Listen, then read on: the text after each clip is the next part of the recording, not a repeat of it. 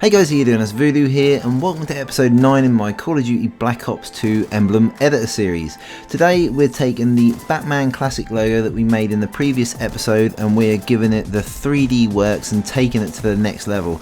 Now, of all the emblems I've done so far, I think possibly ever, including the previous episode, this is probably my favourite. Now this is the classic that we made in the previous episode. There'll be an annotation on the screen taking you to that video if you haven't already done it, and what we're going to change it to is this. Now you see in the bottom left hand corner, that's what I've based it off, a sort of 3D looking Batman logo, which I really like the look of when I was doing a bit of research and thought let's have a go at making it. So basically what you're going to need, there's some extra things obviously to make this happen. In the previous episode you need 9 circles to make the classic one. To make the 3D classic you need 17 circles, that's 8 more circles. A curved line, 5 more of them. You used 1 previously on the classic. And the only other extras that you need is a swoop and 2 of them. And then other than that, it's all the same as it is. So you make the classic like I did in the previous episode, and then we basically, what we need to do is we copy and paste some of the cut out sort of circles we've done. You can see at the bottom, copied and pasted them. You have to take it up the end of the layers, unfortunately, to paste it down. Then you'll need to bring it back underneath the yellow sort of circles and ovals that you've made.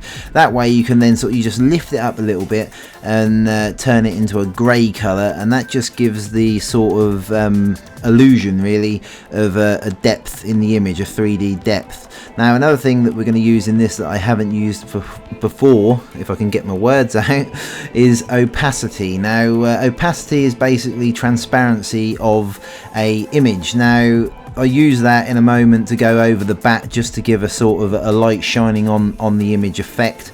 I went down to about, I think it's about 22% opacity, and it is a very handy tool. That way you can sort of like, where before you used to have to select a colour, there wouldn't necessarily be a colour that you wanted, like to get it light. This way you can let the original colour underneath bleed through the layer that you've put on top to give it a really sort of rich, authentic sort of lighting effect. It's very lighting. I sounded a little weird there, but it's a very, very sort of clever way, and I'm really pleased that's part of this emblem editor. It makes things a lot easier for us when we're doing these sort of more detailed images. Now here's exactly what I was talking about. You see, I've got it's basically a white circle. Now rather than before you'd had to struggle to try and get a grey or something that would sort of make it look right, I've brought the opacity right down, and then I sort of fine-tuned it and got it down to about the 20% mark. Really pleased with how that's come out. So then we go up to the top of the right hand sort of side wing as such with a curved line and turn that dark, just to give it a sort of a shadow effect. That obviously it's as if the light is shining from the right hand side of the image and it's going across. So that's why you got sort of like the brighter colours on the right hand side, and as the shadows are cast from the light you can then put the curved lines and bits and pieces accordingly. So it's a very sort of simple way of making a really cool image. And the biggest problem I had, funnily enough, is them bottom base layers where I've got the white ovals at the bottom.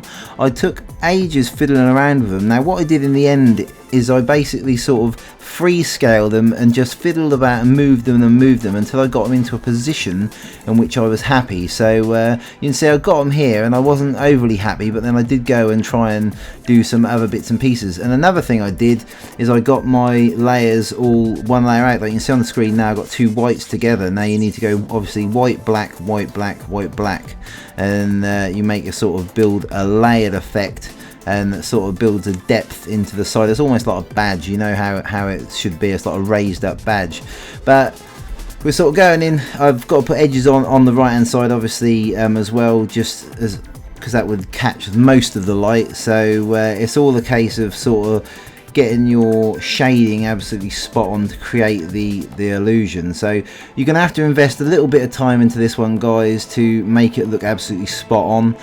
If you're not really down with messing around with the editor too long and you want a real quick fix, then the classic logo will be for you, and it still looks really, really great. The classic looks really good, but my opinion is once you've seen this logo, it's a bit sort of like the classic is good, but this is just that next level. And for me, I absolutely love this emblem. This was worth every second I put into it. I have to say, really pleased with how that's come out. But It's all about the details. Make sure you take your time to get your sort of freescaling just right, get everything, all your shading just right, play around with the colours a little bit. You can get them just how you want them, and then just take a little bit of time getting everything in the right place. Once you've done that, then you'll see it'll come out absolutely spot on. So you can see here I'm freescaling them ovals on the background, getting completely confused, wondering how I'm going to get it right, and then after a few minutes of fiddling about, I managed to scale them up to where I wanted them, and they sort of just clicked and everything was spot on. But if you've really enjoyed this video, guys, please don't forget to rate the video. It really do appreciate a like on it. That makes a big deal.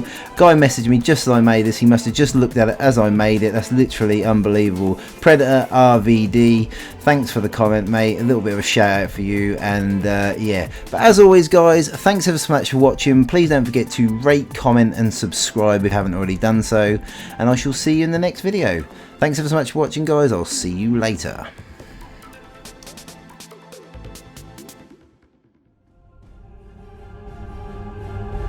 I'm also on Facebook and Twitter. Feel free to check me out on there. That way you'll never miss any of the videos I post, and you'll get to read some of the mundane tweets that I manage to tweet out on a daily basis. Thanks ever so much, guys, and I'll see you later.